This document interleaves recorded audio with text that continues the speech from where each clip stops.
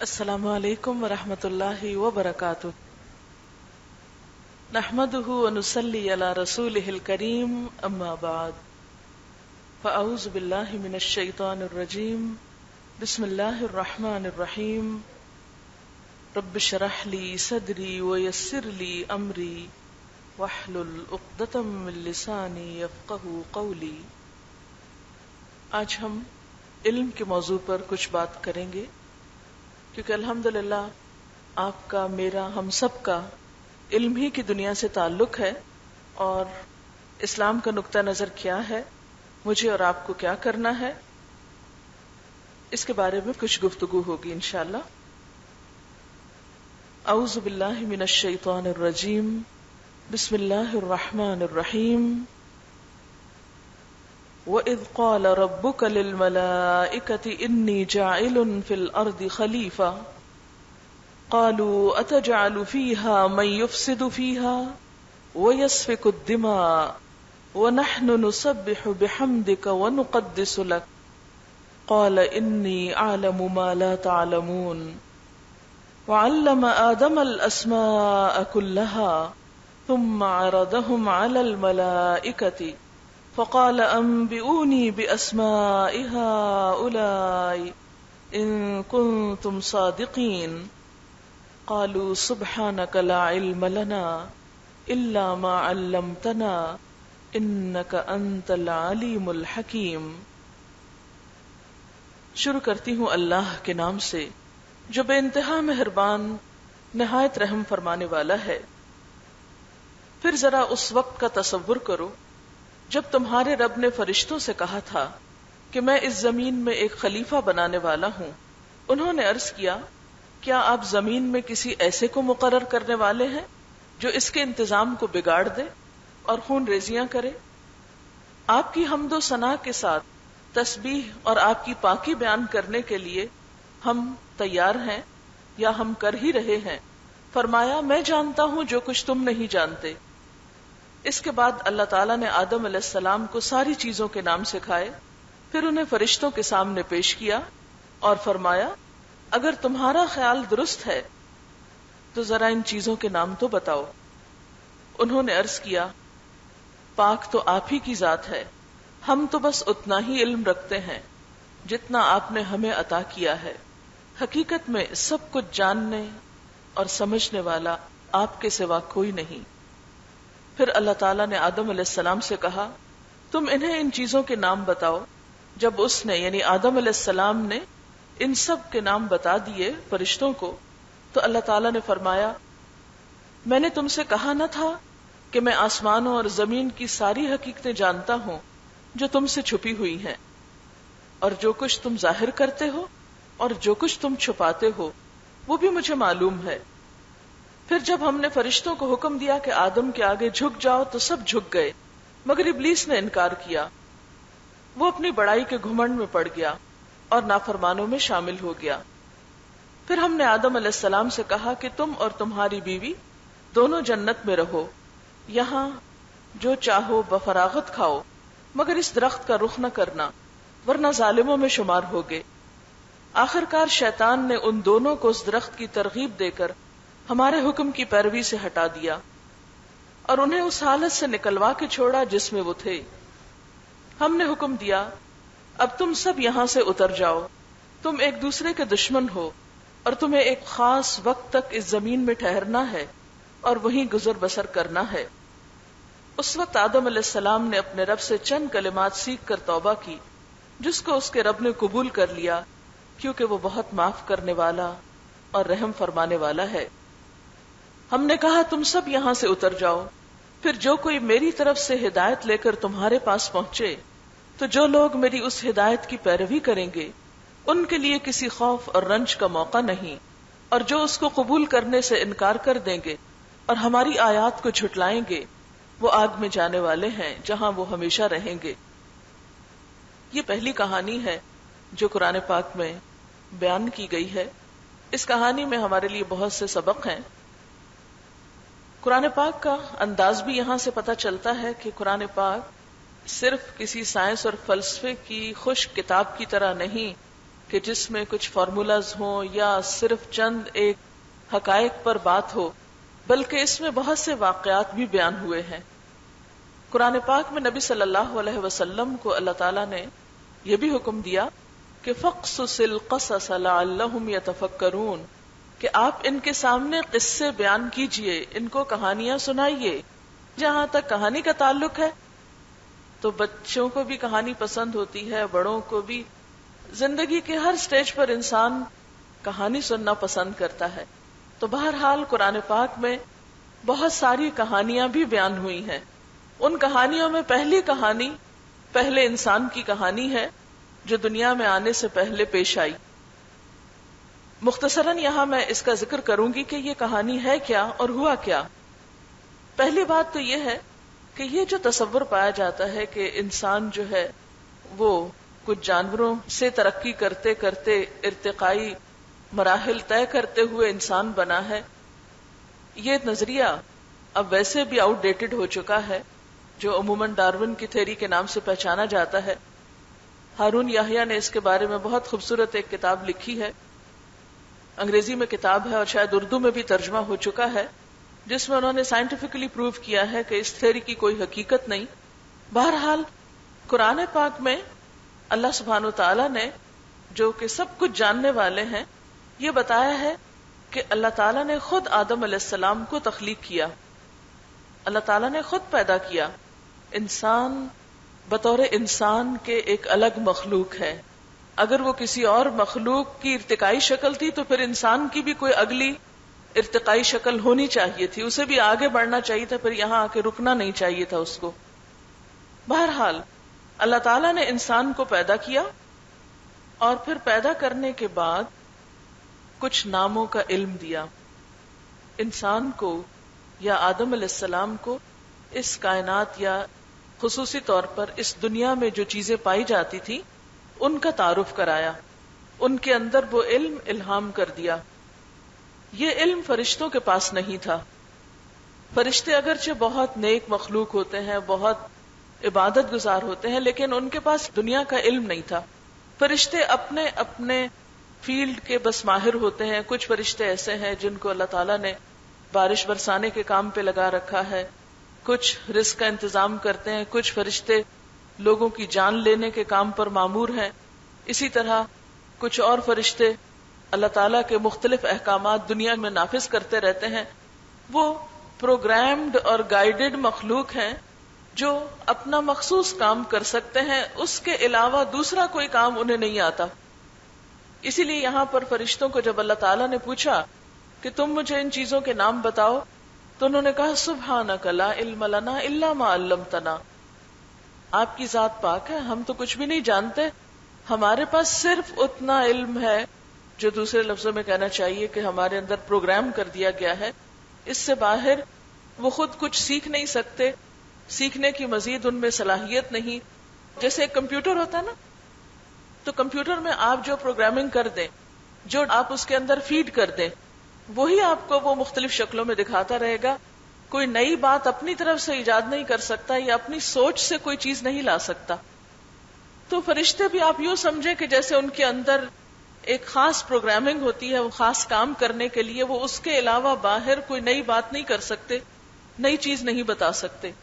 لیکن انسان اسی وجہ سے فرشتوں سے افضل قرار پایا کہ اللہ تعالیٰ نے ایک طرف تو اس کو عقل اور سوچ سمجھ کی صلاحیت دی، دوسری طرف سب سے پہلی چیز جو انسان کو دی گئی وہ اس پوری کائنات کے بارے میں ایک طرح سے علم تھا، اور خصوصاً جس دنیا میں وہ آ رہا تھا اس کے بارے میں اس کو علم عطا کیا گیا۔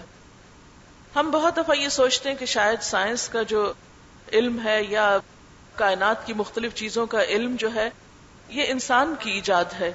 نہیں، یہ انسان کے اندر اللہ تعالیٰ نے القاء کر دیا تھا، اس کے وجدان میں رکھ دیا تھا۔ انسانوں نے آ کر اپنی عقل کو استعمال کر کے صرف اس کو ڈسکور کیا ہے۔ ڈسکور کا کیا مطلب ہوتا ہے کہ ایک چیز آلریڈی موجود تھی، ہمارے اندر بھی اس کی ایک پہچان تھی، اور پھر وہ ایک طرح سے ہمیں ایفرٹ کرنے کو کہا گیا کہ تم اس کا پردہ ہٹاؤ اور دیکھو اور اس میں غور کرو اور اسے سامنے لاؤ اور استعمال کرو۔ اس کو چھوٹی سی مثال سے آپ یوں سمجھ سکتے ہیں کہ جیسے اللہ تعالیٰ نے درخت پیدا کیا لیکن فرنیچر نہیں بنا کے دیا۔ جو رب درخت بنا سکتا تھا وہ رنگ رنگ کا فرنیچر بنا کے بھی اتار دیتا، لیکن اس نے یہ کام انسان پہ چھوڑ دیا. اس نے پہاڑ بنائے لیکن عمارتیں انسان کو خود بنانے کے لیے کہا.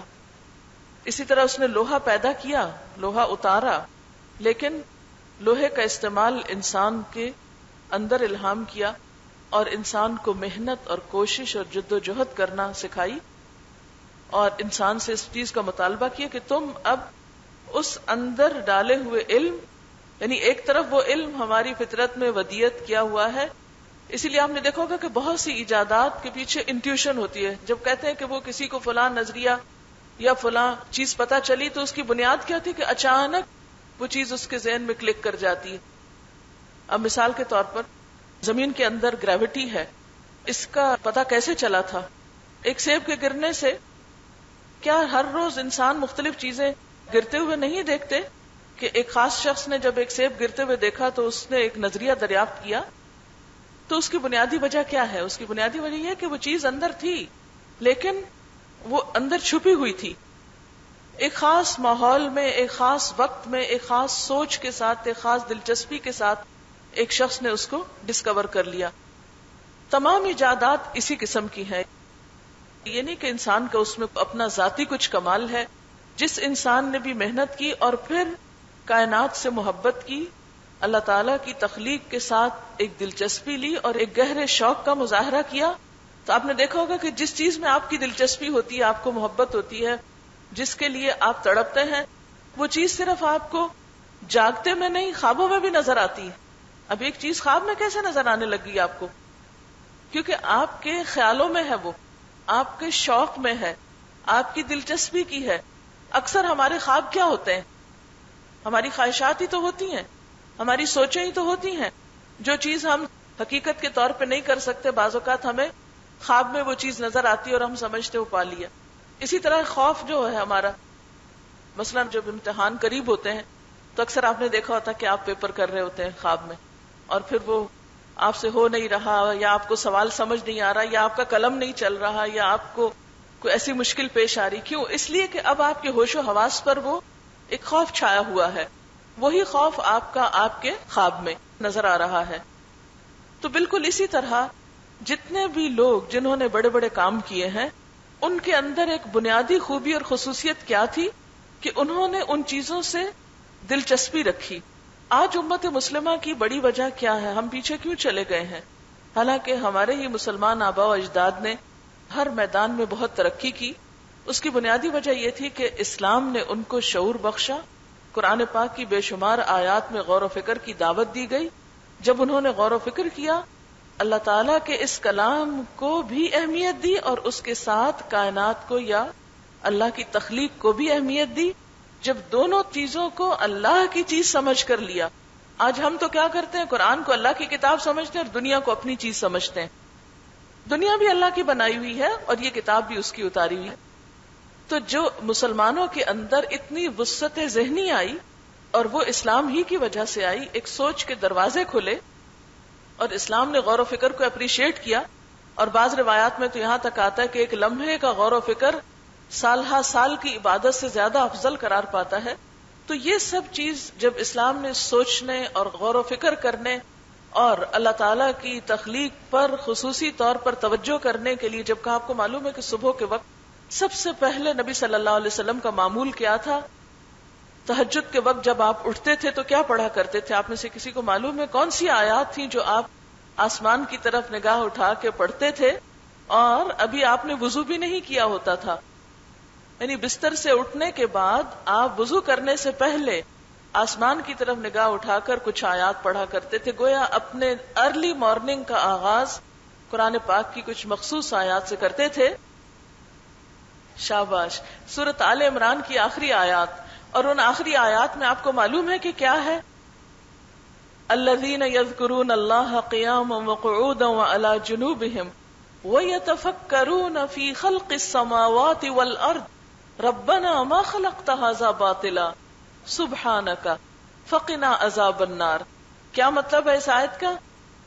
کہ اللہ کے بندے کون ہوتے ہیں؟ جو اللہ کو یاد کرتے رہتے ہیں، کھڑے ہو کر بھی، بیٹھ کر بھی، لیٹ کر بھی. اور وہ کائنات میں غور و فکر کرتے ہیں. وَيَتَفَكَّرُونَ فِي خَلْقِ السَّمَاوَاتِ وَالْأَرْضِ، وہ آسمان اور زمین کی خلق میں، تخلیق میں غور و فکر کرتے ہیں. اور جب غور و فکر کرتے ہیں تو اس نتیجے پہ پہنچتے ہیں ربنا، اے ہمارے رب، ما خلقت ھذا باطلا، تو نے یہ سب کچھ بیکار نہیں بنایا، یہ بے مقصد نہیں ہو سکتا. یہ اتنا بڑا آسمان جو بغیر کسی پلر کے، بغیر کسی ستون کے کھڑا ہے، یہ اتنی بڑی چھت جو ہر طرف چھائی ہوئی ہے، یہ بے مقصد کیسے ہو سکتی، بیکار کیسے ہو سکتی؟ یہ زمین جو ہر طرف پھیلی ہوئی ہے اور اس پر طرح طرح کی نعمتیں ہیں، یہ بے مقصد اور بیکار کیسے ہو سکتی ہے؟ ما خلقت ھذا باطلا. ہمیں تو یہ کہا گیا نا کہ آپ صلی اللہ علیہ وسلم کی پیروی کریں ہر چیز میں. تو ایک مسلمان کی زندگی کے ایک دن کا آغاز کس چیز سے ہوتا ہے؟ کس سبق سے ہوتا ہے؟ کس ذکر سے ہوتا ہے؟ غور و فکر سے ہوتا ہے. ذکر کے ساتھ فکر سے ہوتا ہے. ایک مسلمان جو ہے وہ غافل نہیں رہتا. جیسے کہ ہم نے پڑھا تھا، اللہ تعالیٰ نے خاص طور پر ذکر کرنے کا حکم دے کے آخر میں کیا فرمایا؟ وَلَا تَكُن مِّنَ الْغَافِلِينَ، غافل لوگوں میں سے نہ ہونا، سوئے ہوئے لوگوں میں سے نہیں، کہ جو نہ سوچتے ہیں، نہ عقل سے کام لیتے ہیں اور نہ کسی چیز پر غور و فکر کرتے ہیں. اور پھر ذکر کے ساتھ ہی صرف زبان کا ذکر نہیں، فکر، تفکیر کائنات کے اندر. یتفکرون فی خلق السماوات والارض. پھر اللہ تعالیٰ سورۃ الروم میں پوچھتے ہیں اولم یسیروا فی الارض، کیا یہ زمین میں گھومے پھرے نہیں؟ کہ اگر یہ زمین میں چل پھر کے دیکھیں اور دیکھیں کیا کیف بدأ الخلق، کہ یہ تخلیق کا آغاز کیسے ہوا. یہ زمین میں چلیں پھریں اور غور کریں کیف بدأ الخلق. اب آپ دیکھیے کہ یہ سوال تو ایک مسلمان سے کیا گیا، یہ تو ہماری کتاب بتاتی، یہ تو قرآن بتاتا ہے. کیف بدأ الخلق، اے مسلمان تو غور کر کہ ہر چیز کی تخلیق شروع کہاں سے ہوئی، نقطہ آغاز کہاں ہے. لیکن افسوس یہ کہ آج کے مسلمان قرآن پاک میں یہ آیات سب پڑھتے ہیں، لیکن پڑھ کے اس کو بند کر کے تبرک کے طور پر ایک طرف رکھ دیتے ہیں اور توجہ نہیں کرتے، اس چیز کے بارے میں سوچتے نہیں ہیں. اور ہم نے اگر یہ کام نہیں کیا تو اللہ تعالیٰ نے اوروں سے لے لیا. جن لوگوں نے محنت کی، جن لوگوں نے شوق اور دلچسپی کا مظاہرہ کیا اللہ کی اس تخلیق میں، اللہ نے ان کو ہر دن نئی نئی چیزیں دکھائیں. انہوں نے کائنات کو ڈسکور کیا. تو اللہ تعالیٰ نے ہمیں جب شعور دیا اور ہمارے فطرت کے اندر ان سب چیزوں کی پہچان رکھ دی، پھر ہمیں طاقت دی، قوت دی، اور ہم سے کیا مطالبہ کیا کہ اس کو استعمال کرو اور زمین میں چلو پھرو، غور کرو اور ان نعمتوں کو انسانیت کے فائدے کے لیے استعمال کرو. اب آپ دیکھیے کہ جب یہ علم حضرت آدم علیہ السلام کو مل گیا تو اللہ تعالیٰ نے فرشتوں کو حکم دیا کہ اب تم سجدہ کرو آدم کو. سب نے سجدہ کیا، ابلیس نے نہیں کیا. پھر ابلیس پہ کیا گزری وہ تو ایک الگ قصہ ہے. لیکن فرشتوں جیسی مخلوق کا انسان کے آگے جھکنا کیا معنی رکھتا ہے؟ اس سے کیا بات پتہ چلتی ہے کہ صاحب علم کے آگے تو فرشتے بھی جھکتے ہیں اور اس کو سلام کرتے ہیں اور اس کی عظمت کا اعتراف کرتے ہیں. اور مسلمانوں کو ایک میسج دیا گیا کہ جو قومیں بھی دنیا میں کائنات میں غور و فکر کریں گی، کائنات کو ڈسکور کریں گی، علم الاسماء تو اللہ نے دیا تھا، ان چیزوں کے خواص کو معلوم کر کے ان چیزوں کا بہتر استعمال کریں گی، دنیا میں انہی کی عزت ہوگی، دنیا میں وہی لیڈ کریں گی، دنیا میں وہی قوت پائیں گی. آج مسلمانوں نے یہ سبق بھلا دیا. آج مسلمانوں نے یہ سوچ کر کہ یہ تو دنیا کا علم ہے. یہاں تک کہ میں جب بھی اپنے درس و تدریس میں اس قسم کی بات کرتی ہوں تو ایک مرتبہ ایک بچی تھی، کہیں کسی درس میں آتی رہی تو انہوں نے مجھے بہت فون کرنے شروع کر دیے کہ آپ جو کچھ پڑھا رہی ہیں یہ ٹھیک نہیں ہے، آپ سائنسدان کا نام کیوں لیتے ہیں، وہ تو دہریہ لوگ ہوتے ہیں، آپ سائنس کی بات کیوں کرتی ہیں، یہ تو کفر کی باتیں ہیں. اور وہ شاید کسی مدرسہ میں پڑھ رہی تھی بچی. آپ قرآن کی آیات کوٹ کیا کریں، آپ کسی اور سائنس کی بات نہیں کیا کریں. تو اس سے مجھے کافی پریشانی یہ ہوئی کہ ہماری نئی نسل کی سوچ یا دین پڑھنے والوں کی سوچ کیا بنتی چلی جا رہی ہے. اور جب تک ہمارا یہ جمود ٹوٹے گا نہیں، جب تک آپ جیسے بچے جو دنیا کا علم حاصل کر رہے ہیں، محنت کر رہے ہیں، مزید محنت نہیں کریں گے. دیکھیے ایک علم وہ ہوتا ہے جو ہم صرف پڑھ کے کتاب پڑھی، اس کو رٹ لیا، امتحان دیا اور پار ہو گئے. ایک کے بعد ایک امتحان دے رہے ہیں، ڈگری لے لی اور بس پھر ایک جاب کر لی اور اس کے بعد ختم معاملہ. نہیں، ہمیں صرف یہ نہیں کرنا کہ دوسروں کی لکھی ہوئی کتابیں پڑھ کے رٹ کے وہی ریپروڈیوس کر کے اور کام ختم کر دیں. یتفکرون کا عمل صرف یہی نہیں ہوتا، غور و فکر اس سے آگے ہوتا ہے، اس سے آگے کا عمل ہے. یہ تو صرف ایک جاننے کی حد تک ہے، یعنی علم کی پہلی سٹیج کیا ہے؟ جاننا، صرف معلومات کو اکٹھا کرنا. صرف معلومات کو اکٹھا کرنے کا نام علم نہیں ہوتا. معلومات کو پھر اینالائز کرنا بھی آنا چاہیے، آپ کو ان کے اچھے اور برے کا فرق پہچاننا آنا چاہیے، پھر اس سے نئے آئیڈیاز جنریٹ ہونے چاہیے اور نئی نئی چیزیں سامنے آنی چاہیے. جب تک یہ نہیں ہوگا اس وقت تک ہم آگے نہیں بڑھیں گے. آپ دیکھیے ہم مسلمانوں پر ایک بہت بڑی ذمہ داری ہے، اور وہ کیا ہے؟ قرآن پاک میں اللہ تعالیٰ فرماتے ہیں وَكَذَلِكَ جَعَلْنَاكُمْ أُمَّةً وَسَطًا لِتَكُونُوا شُهَدَاءَ عَلَى النَّاسِ. ہم نے تمہیں امت وسط بنایا ہے تاکہ تم سارے انسانوں کے سامنے حق کی گواہی رکھو. ہمارا فرض بنتا ہے کہ ہم چائنیز کو اپنے دین کے بارے میں بتائیں، ہمارا فرض بنتا ہے کہ ہم کورینز کو اپنے دین کے بارے میں بتائیں. ہمیں اللہ نے ذمہ داری دی ہے کہ ہم جاپنیز کو اپنے خالق کی صحیح پہچان کرائیں. ہمارا فرض بنتا ہے کہ ہم رشینز کو اللہ سے جوڑیں. لیکن یہ سب کچھ کب ہوگا، کیسے ہوگا؟ جب تک ہم ان تمام میدانوں میں جس میں یہ اقوام آگے جا چکی ہیں ان کے مقابلے پر نہیں آئیں گے، اس وقت تک ہم دین کا پیغام بھی نہیں پہنچا سکیں گے، ہم اپنی ذمہ داری کو ادا نہیں کر سکیں گے. کیوں؟ اس لیے کہ جیسے جارج برنارڈ شاہ نے کہا تھا کہ جب میں قرآن پڑھتا ہوں تو میں چاہتا ہوں کہ مسلمان ہو جاؤں، لیکن جب میں مسلمانوں کا حال دیکھتا ہوں تو میں اسلام کی طرف بڑھنے سے رک جاتا ہوں. اس لیے کہ آج مسلمانوں کے اندر عمومی طور پر آپ دیکھیے کہ ایکسیپشنل کیسز تو ہر جگہ موجود ہیں، عمومی طور پر علم سے دلچسپی نہیں. اسلامی جمہوریہ پاکستان ہی کو آپ دیکھ لیجئے، ہارڈلی 30% لوگ جو ہیں وہ پڑھے لکھے ہیں، اور ان میں سے بہت سارے تو ایسے ہیں جو بس اپنا نام وغیرہ لکھ پڑھ لیتے ہیں یا تھوڑا بہت ابتدائی لیول کا پڑھ لیتے ہیں، ان کو بھی شامل کیا ہوا ہے.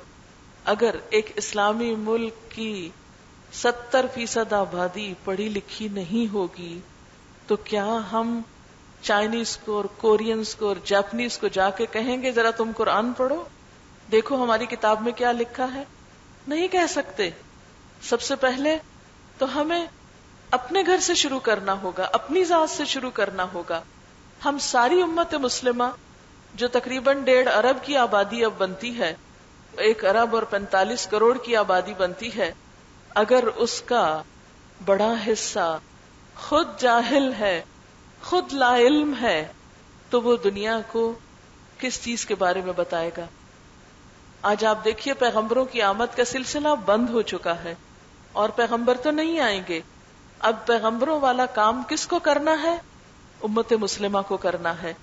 لوگوں تک اللہ کی پہچان امت مسلمہ کو دینی ہے.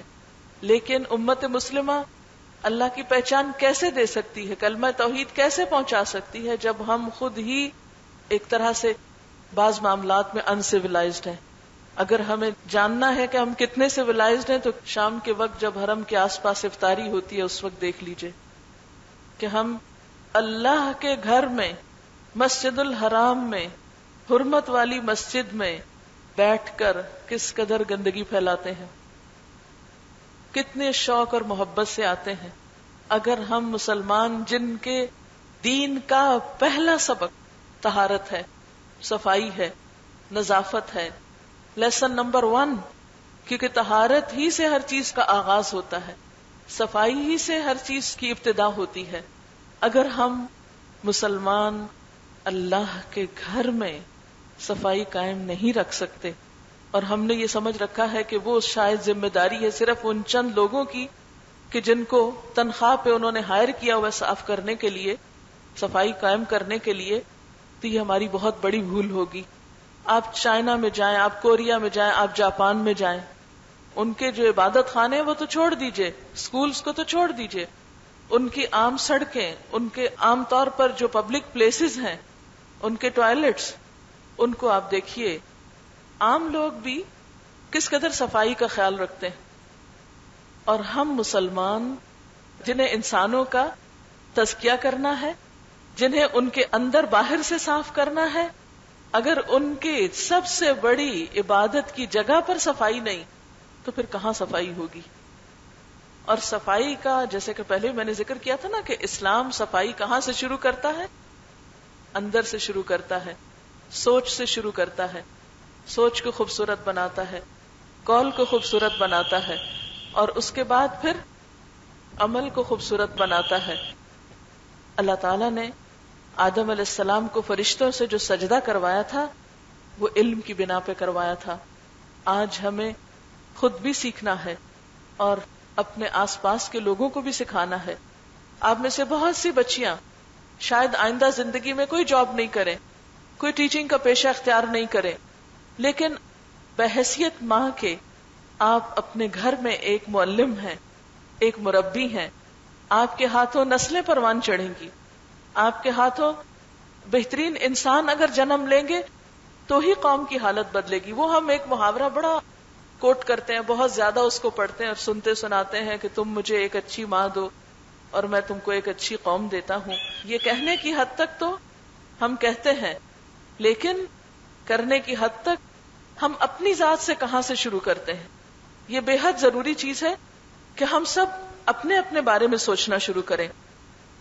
بہرحال اس کے بعد اللہ تعالیٰ نے آدم علیہ السلام اور حضرت حوا کو جنت میں بھیجا بہت عزت اور احترام کے ساتھ۔ شیطان جو جیلس ہو چکا تھا، بہت حسد کا شکار ہو چکا تھا، وہ بھی پیچھے چلا گیا اور وہاں سے انہیں نکلوا کے چھوڑا۔ جانا تو ویسے انہیں زمین پر ہی تھا۔ بعض لوگ کا کہنا یہ ہے کہ ہائے کاش اگر آدم علیہ السلام یہ پھل نہیں کھاتے تو ہم آج سارے جنت میں ہوتے۔ نہیں، اللہ تعالیٰ نے پیدا ہی زمین کے لیے کیا تھا اور ایک امتحان کے بعد ہی سب کو وہاں جنت میں جانا ہے، اس سے پہلے نہیں۔ اور اصل میں جنت ایک بہت پرامن بستی ہے، اس میں جانے سے پہلے ایک انٹری ٹیسٹ ہے۔ مثلا میڈیکل کالج میں جانے سے پہلے ایک انٹری ٹیسٹ ہوتا ہے نا کہ کون اس قابل ہے کہ پڑھ سکے مزید، تو اسی طرح جنت میں جانے سے پہلے بھی ایک ٹیسٹ ہے، امتحان ہے، کون یہ ثابت کرتا ہے کہ وہ پرامن ہے، کیونکہ جنت بے حد خوبصورت جگہ ہے۔ آپ کو وہ حدیث معلوم ہے نا جس میں آپ صلی اللہ علیہ وسلم نے فرمایا کہ جنت ایک ایسی جگہ ہے کہ جس کے بارے میں کسی آنکھ نے ویسا کچھ دیکھا ہی نہیں، کسی کان نے ویسی ڈسکرپشن کسی چیز کی سنی ہی نہیں، اور کسی دماغ نے اس کا تصور ہی نہیں کیا، کوئی سوچ اس جگہ تک پہنچ ہی نہیں سکتی۔ اتنی خوبصورت جگہ کیا بری سوچ رکھنے والوں کو ملنی چاہیے؟ بری باتیں کرنے والوں کو ملنی چاہیے؟ برے عمل کرنے والوں کو ملنی چاہیے؟ نہیں۔ ایک عام انسان کی عقل بھی کیا کہتی ہے کہ اتنی خوبصورت جگہ کس کے لیے ہونی چاہیے؟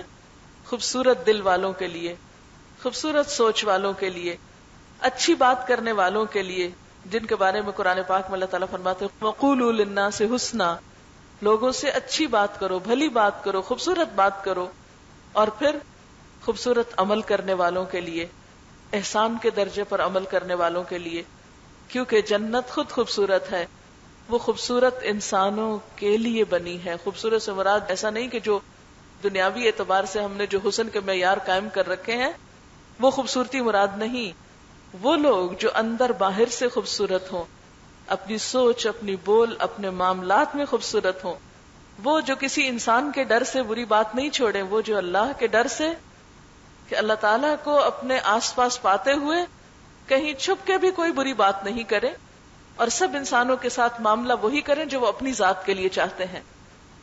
آپ صلی اللہ علیہ وسلم نے یہ فرمایا نا کہ تم میں سے کوئی شخص مومن نہیں ہو سکتا جب تک کہ وہ اپنے لیے جو چاہتا ہے وہی اپنے مسلمان بھائی کے لیے نہ چاہے۔ تو بہرحال اب ہوا یہ کہ آدم علیہ السلام جب جنت میں تھے تو شیطان نے ان کے دل میں وسوسے ڈالے اور شیطان کامیاب ہو گیا ان کو اپنے رستے پہ لانے میں. اس وقت اللہ تعالیٰ نے پھر انسان کو یہ احساس دلایا کہ محض کائنات کا علم، دنیا کا علم تمہارے لیے کافی نہیں جب تک کہ تم اپنے اندر علم ہدایت کو جگہ نہیں دیتے. فَإِمَّا يَأْتِيَنَّكُم مِّنِّي هُدًى فَمَن تَبِعَ هُدَايَ فَلَا خَوْفٌ عَلَيْهِمْ وَلَا هُمْ يَحْزَنُونَ. آج کے انسان کا مسئلہ کیا ہے؟ خوف اور غم. دو چیزیں انسان کو گھیرے ہوئے ہیں.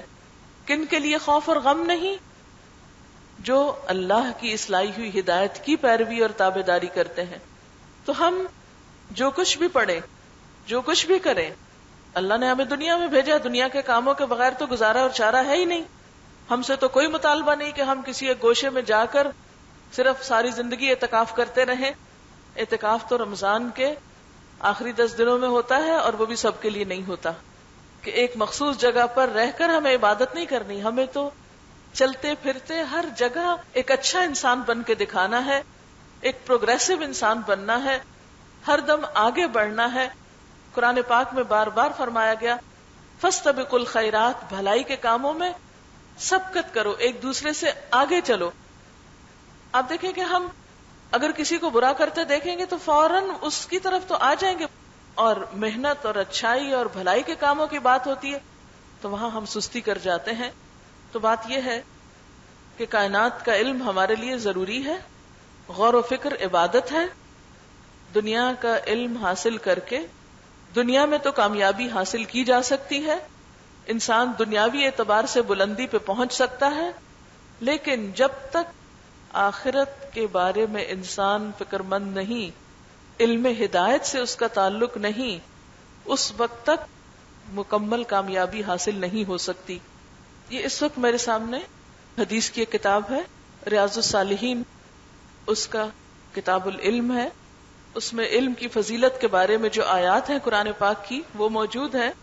اس میں آپ دیکھیے سب سے پہلی آیت ہے وَقُلْ رَبِّ زِدْنِي عِلْمًا، آپ کہیے اے میرے رب میرے علم میں اضافہ فرما.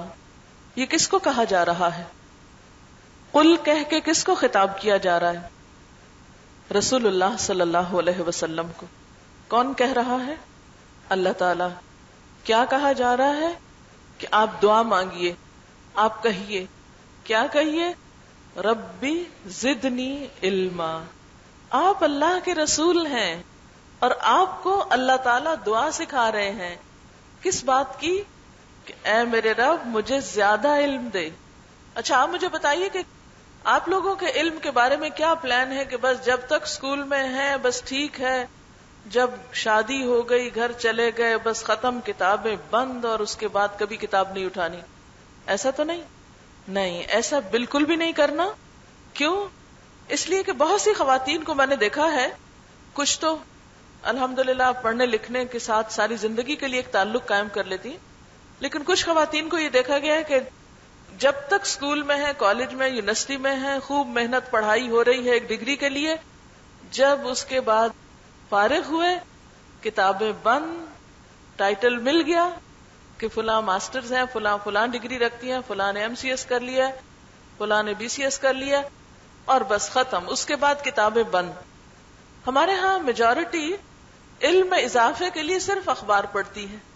بہت سے لوگ صبح صبح ناشتے کے وقت یا ناشتے سے پہلے اخبار کا مطالعہ ضرور کرتے ہیں. دیکھیے کہ علم کے لیے صرف اخبار کا پڑھنا کافی نہیں. علم کے لیے کیا ضروری ہے آگے آپ کو بتایا جائے گا. پھر اللہ تعالیٰ فرماتے ہیں هل يستوي الذين يعلمون والذين لا يعلمون. آپ کہہ دیجئے، آپ ان سے پوچھئے کیا جاننے والے اور نہ جاننے والے برابر ہو سکتے ہیں؟ دونوں برابر نہیں ہوتے. علم کا ہونا روشنی ہے اور علم کا نہ ہونا اندھیرا ہے.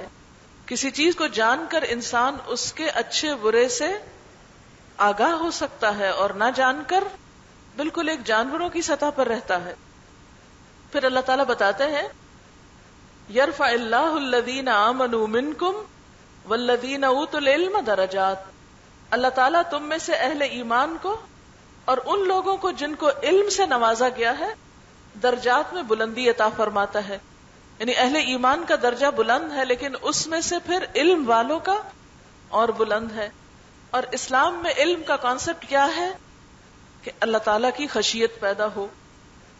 پھر آپ دیکھیے کہ دنیا کے علم کے ساتھ ساتھ نبی صلی اللہ علیہ وسلم نے فرمایا جس کے ساتھ اللہ بھلائی کا ارادہ فرماتا ہے اس کو دین کی سمجھ عطا کرتا ہے.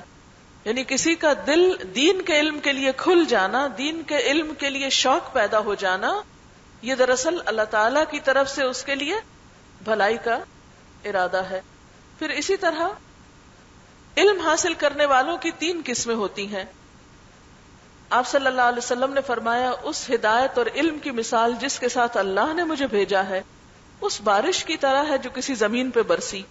بس اس کا ایک حصہ بہت اچھا تھا، اس نے پانی کو اپنے اندر جذب کیا اور گھاس اور دیگر جڑی بوٹیاں وغیرہ اگا دی. اس کا ایک حصہ سخت تھا جو پانی کو فوری طور پر جذب نہیں کرتا تھا. اس نے پانی کو اکٹھا کر لیا تو اس کے ذریعے سے اللہ نے لوگوں کو فائدہ دیا.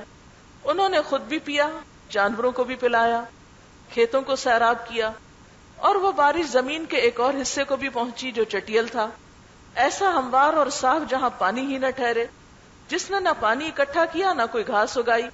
بس یہی مثال اس شخص کی ہے جس نے دین میں سمجھ حاصل کی اور اس ہدایت سے اللہ نے اسے فائدہ دیا جس کے ساتھ اللہ نے مجھے بھیجا. اس نے خود بھی علم حاصل کیا، دوسروں کو بھی سکھایا. اور اس شخص کی مثال جس نے اس کی طرف سر اٹھا کے بھی نہ دیکھا اور نہ اللہ کی اس ہدایت کو قبول کیا جس کے ساتھ اللہ نے مجھے رسول بنا کر بھیجا ہے. تو اب آپ دیکھیں کہ ایک وہ لوگ ہوتے ہیں جب کوئی خیر کی بات سنتے ہیں تو اس کو اپنے اندر بارش کے پانی کی طرح جذب کر لیتے ہیں، خود بھی فائدہ اٹھاتے ہیں اور اس کے بعد ان سے مزید خیر پھوٹتی ہے. وہ خیر کی بات دوسروں کو بھی جا کے بتاتے ہیں. کچھ لوگ ایسے ہوتے ہیں جو چٹیل پتھر کی طرح ہوتے ہیں، پانی روک لیتے ہیں، خود تو نہیں پیتے لیکن دوسروں کو پلا دیتے ہیں، خود کچھ عمل نہیں کرتے، آگے پاس آن کر دیتے ہیں.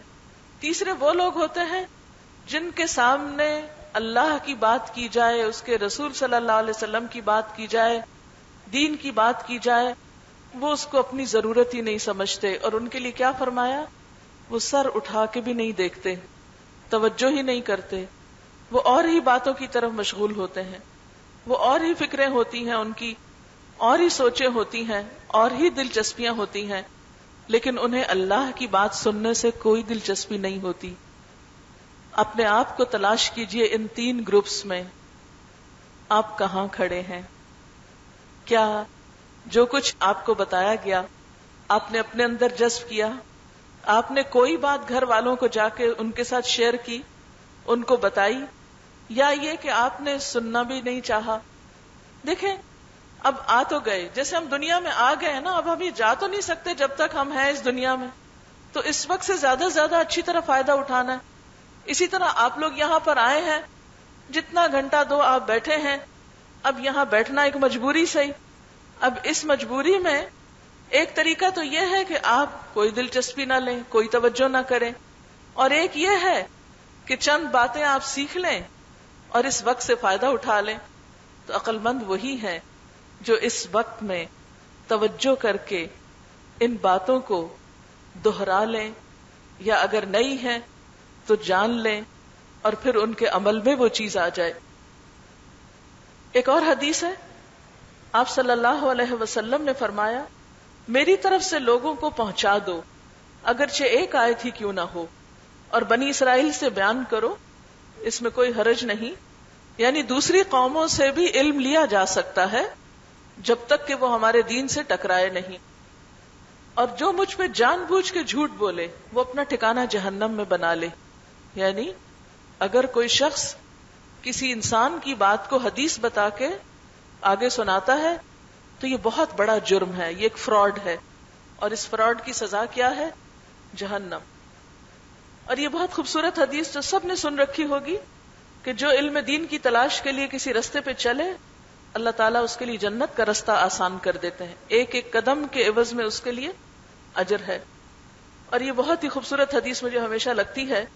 آپ صلی اللہ علیہ وسلم نے فرمایا عابد پر، یعنی جو عبادت کرتا رہتا ہے، عالم کی فضیلت ایسے ہے جیسی میری فضیلت تمہارے ایک ادنا آدمی پر، یعنی ایک عام انسان کے مقابلے میں نبی صلی اللہ علیہ وسلم کی جو فضیلت ہے.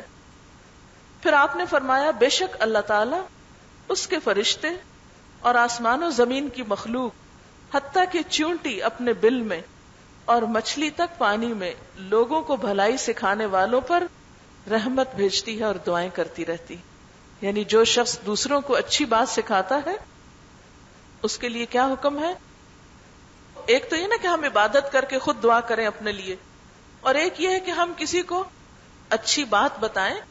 اس کا فائدہ کیا ہوگا کہ ساری مخلوق آپ کے لیے دعائیں کرے گی، حتیٰ کہ چیونٹیاں اور مچھلیاں تک بھی آپ کے لیے دعائیں خیر کریں گی. اب اتنی دعائیں اگر کسی کو ملنے لگے تو اس کی خوش قسمتی کا اور کیا ٹھکانا. اللہ تعالی ہم سب کو اس زندگی میں فائدہ مند کاموں کی توفیق عطا فرمائے. وآخر دعوانا ان الحمدللہ رب العالمین. سوال ہے، میں نے رمضان میں اپنے اوپر بہت حد تک قابو کی کوشش کی ہے، کافی کامیابی بھی ہوئی ہے، لیکن مجھے اپنے دل پہ قابو نہیں ہے. میں ہر گناہ کی طرف جلدی راغب ہو جاتی ہوں. کوئی طریقہ بتائیں. نہ مجھے جینا اچھا لگتا ہے نہ مرنا اچھا لگتا ہے. ان کا جو سوال ہے کہ انہوں نے کوشش کی ہے کہ اپنے آپ کو برائی سے نکالیں، لیکن مشکل ہوتی ہے ان کو. اس کے لیے 2-3 چیزیں میں سجیسٹ کروں گی. نمبر 1، اچھی کتابوں کی ریڈنگ. انسان جب اچھی کتابیں پڑھتا ہے تو اس کی سوچ بہت اچھی ہوتی ہے، کیونکہ کتاب سوچ پہ بہت اثر انداز ہوتی ہے. جب سوچ اچھی ہوگی تو آپ ایک بہت تعمیری اور مفید انسان بنیں گے. مثال کے طور پر میں ایک چھوٹی سی کتاب کا نام بتاؤں گی، پتہ نہیں یہاں اویلیبل ہے کہ نہیں. حیات صحابہ کے درخشاں پہلو. صحابہ کرام کی زندگی کے خوبصورت پہلو دکھائے ہوئے ہیں اس کتاب میں کہ وہ کیسے انسان تھے. ہم میں سے بہت سے لوگ تو ان کو پہچانتے بھی نہیں، جانتے بھی نہیں. اگر میں آپ سے پوچھوں کہ حضرت عبداللہ بن عباس جو تھے وہ کس چیز میں مشہور تھے؟ کس میں؟ حدیث کے راوی.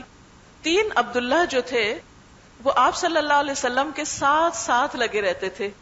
3 عبداللہ وہ کون کون سے تھے؟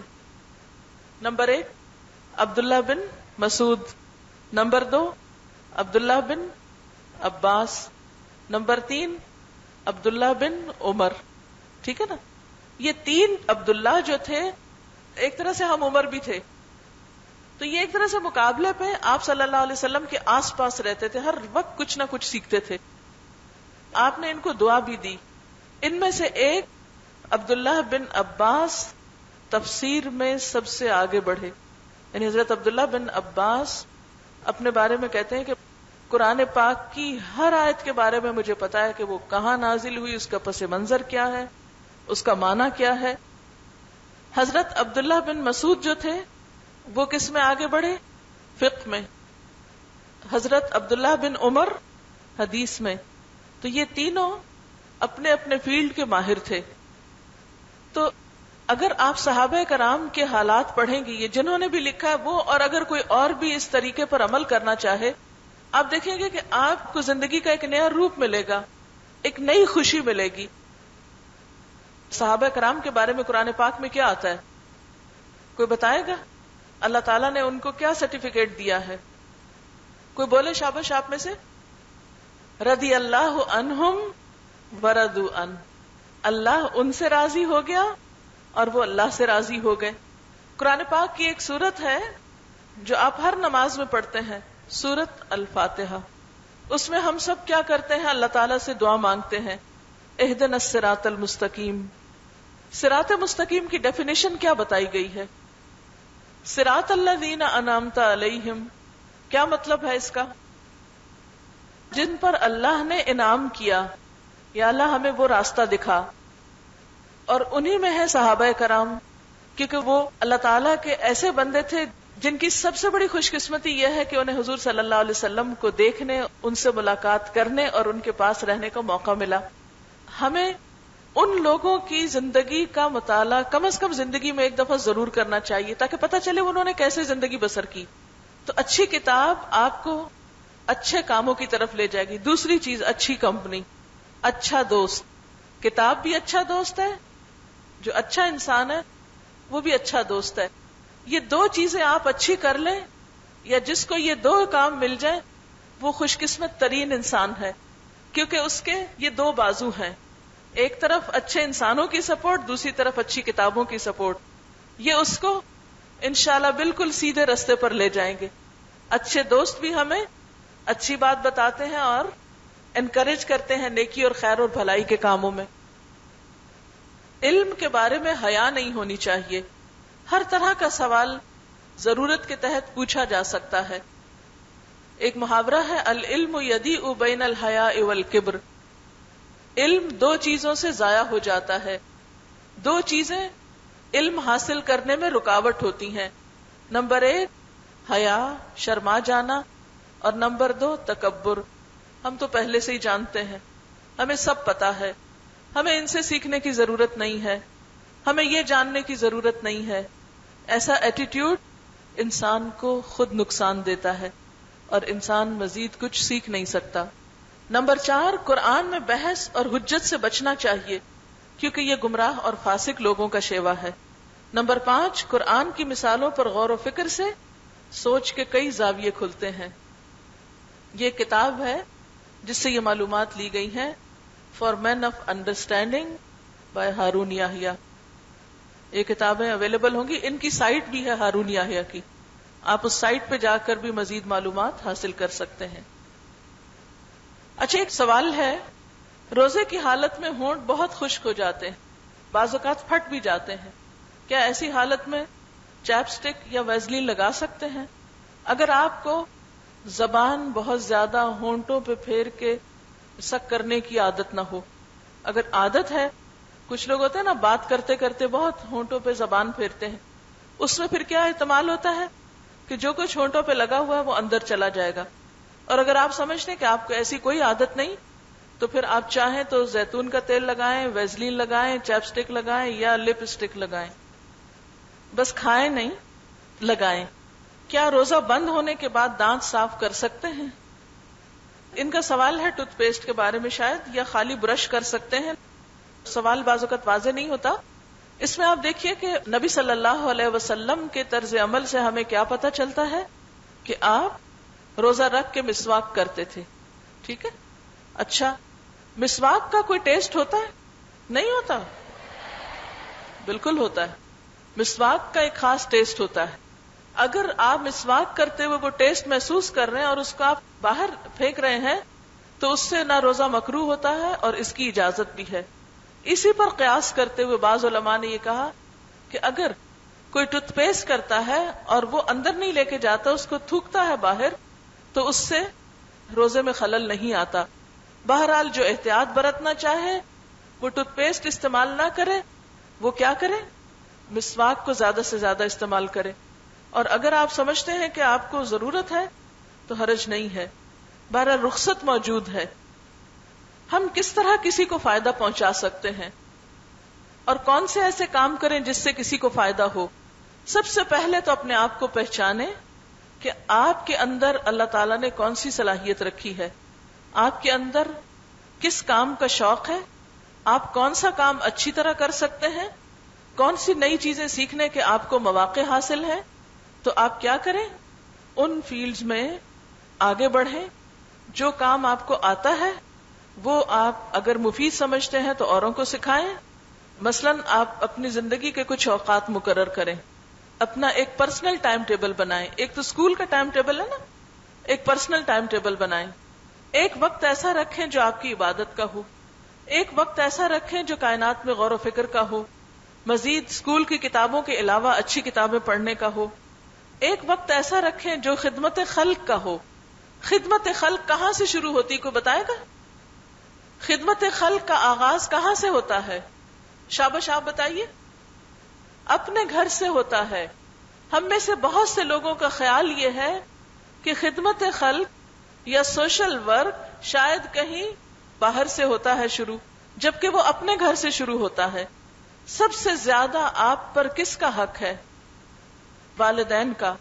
اگر آپ کی مدر آپ سے کوئی مدد چاہتی ہیں تو آپ کو کیا کرنا ہوگا؟ ٹیسٹ کا بہانہ؟ ہوم ورک کا بہانہ؟ نہیں، ہوم ورک کا بہانہ نہیں، بلکہ اپنے وقت کو اس طرح منظم کریں کہ کچھ وقت اپنے ہوم ورک کے لیے، پڑھائی کے لیے اور کچھ وقت لازمی طور پر والدہ کی خدمت کے لیے.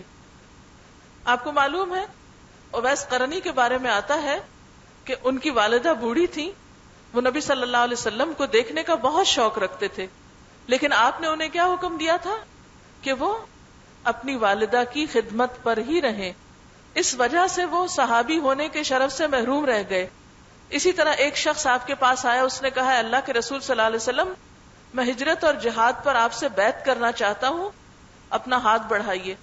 تو آپ نے ان سے پوچھا کہ تمہارے ماں باپ کس حال میں ہیں؟ اس نے کہا کہ میری والدہ بوڑھی ہیں. تو آپ نے فرمایا کہ جاؤ ان کی خدمت کرو، یہی تمہاری ہجرت اور جہاد ہے. اسی طرح اور بھی ایسے بہت سے واقعات ملتے ہیں جس سے یہ پتا چلتا ہے کہ والدین کے ساتھ حسن سلوک، خصوصاً ماں کے ساتھ. کیونکہ ایک شخص آیا، اس نے پوچھا اے اللہ کے رسول صلی اللہ علیہ وسلم میرے حسن سلوک کا سب سے زیادہ مستحق کون ہے؟ تو آپ نے کیا فرمایا؟ کیونکہ ان کا سوال یہ ہے نا کہ میں کسی کو کس طرح فائدہ پہنچا سکتی ہوں، کوئی اچھا نیکی کا کام کیسے کر سکتی ہوں. یہ سوال کا جواب کے طور پر میں یہ بات کہہ رہی ہوں کہ نبی صلی اللہ علیہ وسلم نے کیا فرمایا کہ تمہاری نیکی کی، اچھے سلوک کی سب سے زیادہ مستحق کون ہے؟ آپ نے یہ حدیث پڑھی ہوئی ہے نا. میرا نہیں خیال کہ کوئی بھی آپ میں سے ایسا ہو جس کو یہ حدیث نہیں معلوم ہو، سب کو معلوم ہے. لیکن مشکل ہماری کیا ہے کہ ہم بہت کچھ جاننے کے باوجود عمل نہیں کرتے. جب عمل کا وقت آتا ہے تو ہمیں حدیث بھول جاتی ہے، اس وقت ہمیں یاد نہیں رہتا. علم اسکول میں رہ جاتا ہے، کتاب میں رہ جاتا ہے، اور ہمارا عمل الگ ہو جاتا ہے. اگر ہم مسلمان علم اور عمل کے فاصلے کم کر دیں، قول اور فعل کے تضاد کو ختم کر دیں، تو انشاءاللہ تعالی بہت جلد دنیا اور آخرت میں کامیابی پا سکتے ہیں. صحابہ کرام کی سب سے بڑی خوبی کیا تھی؟ کوئی بتائے گا؟ سب سے بڑی خوبی صحابہ کرام کی، سب سے بڑی صفت، بہت سی صفات تھی لیکن ایک صفت ایسی تھی کہ جو ان میں بہت پرومیننٹ تھی. وہ کیا تھی؟ ہاں آپ بتائیے. جی ہاں، قرآن پاک میں اللہ تعالیٰ فرماتے ہیں رجال صدقوا ما عاہدوا اللہ علیہ. صحابہ کرام کے بارے میں آتا ہے کہ یہ وہ لوگ ہیں جنہوں نے اللہ سے کیے ہوئے عہد کو سچا کر دکھایا ہے. جو کہتے تھے سچ بولتے تھے. ان کی سب سے بڑی خوبی سچائی تھی ان کی. آج ہماری سب سے بڑی مشکل جھوٹ ہے، اور جھوٹ ہر خرابی کی جڑ ہے. جب آپ صلی اللہ علیہ وسلم سے آج کے دور میں ہم کیا کہتے ہیں؟ آج کا دور کوئی سچ بولنے کا دور ہے. یہ جملہ آپ نے سنا ہوگا. آج بھی کوئی سچ بولتا ہے، آج بھی کوئی سچائی کی بات کرنے کی ہے. آج تو جھوٹ کے بغیر گزارا ہی نہیں. ہم میں سے بہت سے لوگ اس بات پر یقین رکھتے ہیں کہ جھوٹ کے بغیر گزارا ہی نہیں. جھوٹ تو ضرورت بن گئی ہے ہماری. یہ فرق ہے ہم میں اور صحابہ کرام میں. صحابہ کرام جو بات کرتے تھے سچ کہتے تھے. قرآن نے گواہی دی رجال صدقوا، وہ لوگ ہیں جنہوں نے سچ کر دکھایا، جو کہا وہ کر کے دکھایا. اور منافق کی سب سے بڑی علامت کون سی ہے؟ نمبر 1 جھوٹ. منافق جب بات کرتا ہے تو جھوٹ بولتا ہے. تو اب آپ دیکھیے کہ ہمارے علم اور عمل کا فاصلہ کیوں ہے زیادہ، کہ ہم کہتے کچھ ہیں کرتے کچھ ہیں.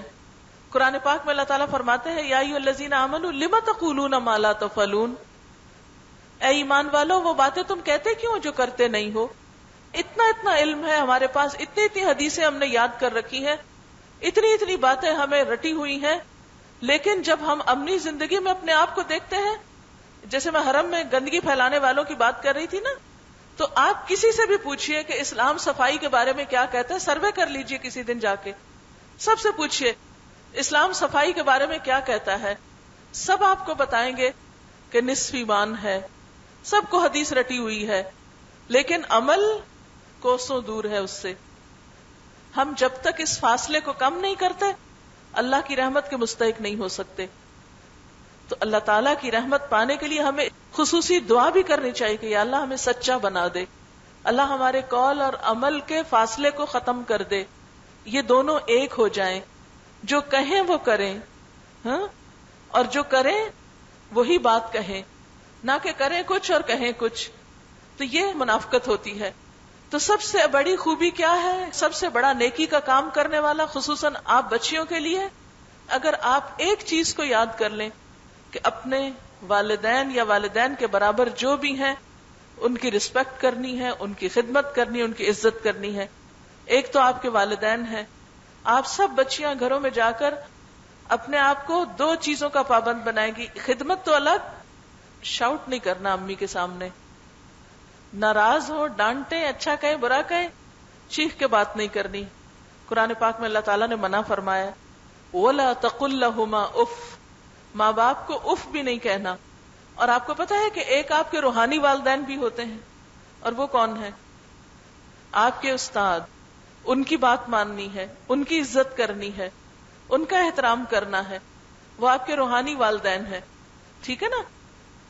اچھا بعض اوقات جیسے ہم خود اسٹوڈنٹس تھے تو میں اکثر دیکھتی تھی اسٹوڈنٹس کیا کرتے ہیں کلاس میں تو یس میڈم بالکل ٹھیک ہے، اور باہر جا کے سنا تھا آج وہ کیا کہہ رہی تھی. یہ نہیں ہونا چاہیے. ٹھیک ہے نا؟ میں اپنے کلاس فیلو سے اکثر جھگڑا کرتی تھی اس بات پہ کہ آپ باہر نکل کر استاد کا مذاق کیوں اڑاتے ہیں. یعنی کسی کو ہرٹ نہ کرو، کسی کا مذاق نہ اڑاؤ، کسی کی غیبت نہ کرو، کسی کو ستاؤ نہیں، اذیت والی چیز راستے میں نہیں پھیلاؤ. تو انشاءاللہ اگر ہم اسی سے سٹارٹ لے لیں کہ مجھے سنبھل کر چلنا ہے، سنبھل کے بات کرنی ہے، کسی کو دکھ نہیں دینا، تو انشاءاللہ بہت سی نیکیاں اس سے آگے اور آپ کو موقع ملے گا کرنے کا. سوال یہ ہے کہ کچھ لوگ کہتے ہیں کہ اگر جوتے پہنے ہو تو قرآن پاک نہیں پڑھنا چاہیے، خاص طور پہ جب بس یا گاڑی میں بیٹھے ہوں. کیوں نہیں پڑھنا چاہیے؟ جوتوں سے کیا تعلق ہے قرآن پاک کا؟ ایسی کوئی بات نہیں، کہیں نہیں منع کیا گیا. ایک ہوتی ہے عبادت کی آئیڈیل شکل، سب سے احسن اور افضل شکل، اور وہ کیا ہے کہ آپ وضو کے ساتھ بالکل جوتے وغیرہ اتار کے کسی گوشے میں جا کے بیٹھ کے آپ تلاوت کریں. اور ایک یہ ہے کہ آپ قرآن کو اپنا ساتھی بنا لیں، ہر جگہ جہاں آپ کو موقع ملے آپ اس کو پڑھیں اور اس کو یاد کریں اور اس کی زیادہ سے زیادہ تلاوت کریں. ایسی صورت میں یہ ہے کہ آپ صرف اس لیے محروم رہ جائیں کہ اب جوتے کے تسمے کون کھولے، اور جاگرز کھول کے تو پھر میں قرآن پاک پڑھ ہی نہیں سکتی، جاگرز پہن کے تو اب اتاروں تو پھر دوبارہ وہ پہننے میں مشکل ہے، تو پھر تو کوئی نیکی کا کام ہونے سے رہا. یہ دین میں جو خود ساختہ پابندیاں ہم نے لگا دی ہیں صرف اچھا اچھا کہہ کے کہ اچھی بات ہے، اس سے بعض اوقات کیا ہوتا ہے کہ ہم عمل سے بہت دور ہو جاتے ہیں. اکثر اسکول میں لڑکیاں ہاتھ دیکھتی ہیں یا جو بھی ان کے دل میں آتا ہے اس کو بڑے یقین کے ساتھ بولتی رہتی ہیں. آپ ذرا تفصیل سے بتائیے کہ ان لکیروں کا کیا مقصد ہے؟ ان لکیروں کا جو بھی مقصد ہو، بہرحال ہمیں اس سے منع کیا گیا ہے کہ ہم کسی عراف کے پاس جائیں، کسی کاہن کے پاس جائیں، کسی غیب کی خبریں بتانے والے کے پاس جائیں. آپ صلی اللہ علیہ وسلم نے فرمایا کہ اگر کوئی شخص کسی عراف کے پاس جاتا، عراف کون ہوتا ہے؟ جو اسی طرح کی باتیں بتاتے ہیں، تو اس نے اس تعلیم کا انکار کر دیا جو محمد صلی اللہ علیہ وسلم لے کر آئے، یعنی آپ نے اس چیز سے منع فرمایا ہے. ایک اور روایت میں 40 دن کی نماز قبول نہیں ہوتی اگر انسان اس قسم کے کام کرتا ہے، یعنی غیب کی خبریں بتاتا ہے یا اس میں انٹرسٹ لیتا ہے. یہ صرف باتیں ہیں، خیالات ہیں. آپ کی لکیریں کیا ہیں؟ آپ کے اپنے ہی خیالات ہیں. دماغ کی شیپ دیکھی ہوئی ہے آپ نے؟ برین کی تصویر دیکھی ہوگی، وہاں بھی کچھ لکیریں ہیں نا؟ وہ کس چیز کی علامت ہوتی ہیں؟ جو جتنا برین کو یوز کرتا ہے. ایک نیو بورن بیبی کی کم ہوتی ہیں، اور جو انسان بڑا ہوتا جاتا ہے زیادہ ہوتی جاتی ہیں. تو کچھ لکیریں آپ کے برین میں اور کچھ آپ کے ہاتھ میں ہیں. جتنا جتنا آپ سوچیں گے وہاں بھی زیادہ عمل ہوگا، اور ہاتھ پر بھی جس طریقے سے سوچیں گے ویسے ہی عمل ہوتا چلا جائے گا. لہٰذا اس قسم کی باتوں سے جو ہمارے دین نے منع کیا، اصل میں ہمارے اسلام کا مزاج کیا ہے؟ اوتھینٹک بات کرو، سچی بات کرو، حقیقت پر مبنی بات کرو، ود ریفرنس بات کرو. خیالی اور توہماتی اور سپرسٹیشنز کے پیچھے جا کے اس طرح کی باتیں کرنا وہ درست نہیں ہے. سوال ہے جب دل پریشانی میں مبتلا ہو اور کسی طرح بھی اطمینان حاصل نہ ہو رہا ہو، تو اس حالت میں ہم اللہ تعالیٰ کا کون سا ذکر کریں جو افضل اور بہترین ہو، جس کے عمل سے دل کو اطمینان اور سکون ہو؟ دو چیزیں کریں.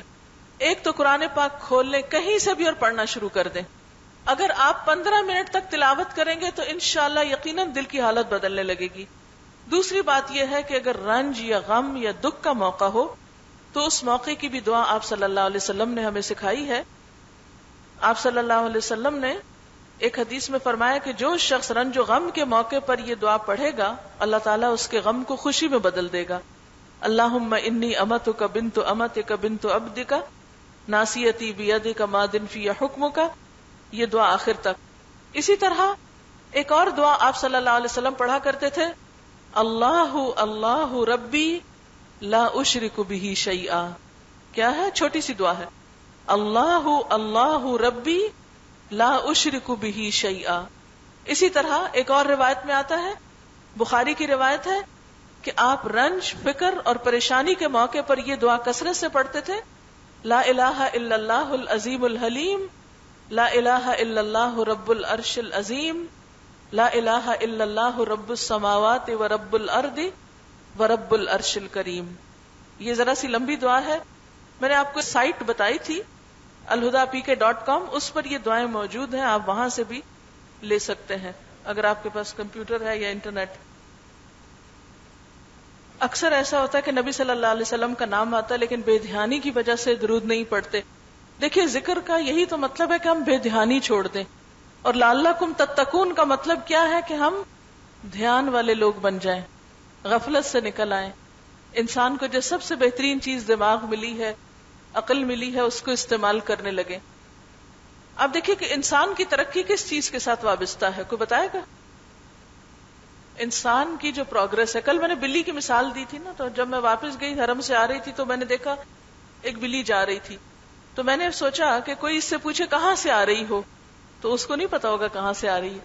اگر کوئی اس سے پوچھے بلی کدھر جا رہی ہے، کوئی پتا نہیں کہاں جا رہی ہے، تو سوچتی نہیں ہے نا، بس جدھر جدھر دھیان آیا، خیال آیا، خواہش ہوئی، کوئی خوشبو آئی، وہ اس کے پیچھے پیچھے جا رہی ہے. بس یہ اس کی زندگی کا مقصد ہے. ایک انسان وہ ہوتا ہے جو بلی کی طرح جیتا ہے کہ بس اس کو جس مزے کی چیز کی خوشبو آتی ہے، یا جو اس کی خواہش نفس ہوتی ہے، یا جو اس کا دل چاہتا ہے، وہ اس کے پیچھے پیچھے جا رہا ہوتا ہے. اور دوسرا انسان جو عقل اور شعور کی سطح پہ جیتا ہے. انسانی ترقی تھنکنگ پروسیس کی ترقی کے ساتھ ہے. اپنا تھنکنگ پروسیس یا تفکیر کا عمل، یا تفکرون فی خلق السماوات والارض، غور و فکر، اس کے اوپر آپ توجہ کریں گے تو انشاءاللہ آپ زیادہ سے زیادہ آگے بڑھیں گے. اچھا، ایک اور چیز میں آپ سے بچیوں سے یہ کہنا چاہوں گی، آپس میں جب آپ انٹریکٹ کرتے ہیں، کیا باتیں کرتے ہیں، ان باتوں کو بدل لیجئے. ٹھیک ہے؟ اچھی کتابیں پڑھ کے اچھی باتوں کو آپس میں ڈسکس کیا کریں. کیوں؟ اس لیے کہ ایک تو ہمارا نامہ اعمال جو ہے وہ سارا تیار ہو رہا ہے، سب کچھ لکھا جا رہا ہے، اور اس کا حساب بھی ہونا ہے. کیا آپ کو معلوم ہے کہ قیامت کے دن نامہ اعمال تولا جائے گا؟ دوسری بات یہ ہے کہ جب ہم دنیا میں کوئی بھی اپنا وقت ضائع کرتے ہیں تو اس کا نقصان کیا ہوتا ہے؟ آخرت میں وہ گیپس آئیں گے. جب وہ ریل چلے گی نا، فلم چلے گی ہماری زندگی کی، اور ہمیں اس وقت دکھایا جائے گا اسکرین پر، میں نہیں آپ نظر آ رہے ہوں گے نا اپنی اپنی اسکرین کے اوپر، تو اس میں کیا ہوگا؟ جیسے میں آپ بات کرتے کرتے بیچ میں رک جاتی ہوں پڑھنے کے لیے، تو وہ گیپ آ جاتا نا، آپ تنگ ہونے لگتے ہیں اس وقت کہ یہ اب پھر سوچ میں پڑ گئی ہیں، پتہ نہیں کیا دیکھ رہی ہیں. تو اسی طرح قیامت کے دن ایسے ہی آپ کی اسکرین چلے گی، اور اس وقت ہر گوشہ آپ کا دکھایا جائے گا. وہ بھی جو آپ سب کے سامنے بات کر رہے ہیں، وہ بھی جو آپ چھپ کے باتیں کرتے ہیں، وہ بھی جو آپ اپنی فرینڈز کے ساتھ باتیں کرتے ہیں، وہ بھی جو ٹیلی فون پہ چھپ کے کسی سے باتیں کر رہے تھے، سب کچھ سامنے لا کے دکھایا جائے گا اسی طرح اسکرین پر. اور اس وقت کوئی بھی کام نہیں آئے گا، کوئی بھی انکار نہیں کر سکے گا. قرآن پاک میں اللہ تعالیٰ فرماتے ہیں یومئذ تعرضون لا تخفی منکم خافیہ، اس دن تم پیش کیے جاؤ گے، سامنے لائے جاؤ گے، تمہاری کوئی بھی چیز چھپی نہ رہے گی. تو ایک تو یہ ہے کہ لغو باتوں سے آپ نے بچنا ہے، کسی نہ محرم سے باتیں نہیں کرنی فون پر. جو آپ کی دوست ہیں، فرینڈز ہیں، وہ بھی آپس میں فضول لغویات، لڑکوں کی باتیں، شادی کی باتیں، ادھر کی ادھر کی نہیں کرنی. یہ تو زندگی کا ایک حصہ ہے. تیسری بات یہ کہ اپنے تھنکنگ پروسیس کو، اپنی جو مفید اور پازیٹیو ایکٹیویٹی ہے اس میں آپ نے ایکسل کرنا ہے، اس کو آپ نے بڑھانا ہے، اس میں آپ نے آگے جانا ہے، اور اس کے لیے اچھی اچھی کتابیں پڑھیں، پھر آپس میں ایک دوسرے سے ڈسکس کیا کریں. اچھی بکس اکٹھے بیٹھ کے بھی پڑھ سکتے ہیں. کوئی ایک بک لے آئے، دوسرا بھی بیٹھ کے آپ جب کبھی فارغ وقت ہو یا گھر میں آپ پڑھیں اور ایک دوسرے سے بات کریں. اس سے آپ دیکھیں گے کہ بہت جلد آپ کی اسپرچل، ایموشنل اور اسی طرح جو مینٹل گروتھ ہے وہ بہت زیادہ ہو جائے گی، اور یہیں سے انسان کی ترقی کا آغاز ہوتا ہے. ایک ایک فرد آپ میں سے قیمتی ہے، ہر انسان آپ میں سے الگ طور پر بہت امپورٹنٹ انسان ہے، اور جب آپ سب کی ایکٹیویٹی پازیٹیو ہوگی تو جب ایک اچھی جنریشن وجود میں آئے گی. انشاءاللہ دعا کر کے اٹھیں گے، ٹھیک ہے؟ سبحان اللہ والحمد للہ ولا الہ الا اللہ واللہ اکبر ولا حول ولا قوة الا باللہ العلی العظیم. اللہم صل علی محمد وعلی آل محمد کما صلیت علی ابراہیم وعلی آل ابراہیم انک حمید مجید. اللہم بارک علی محمد وعلی آل محمد کما بارکت علی ابراہیم وعلی آل ابراہیم انک حمید مجید.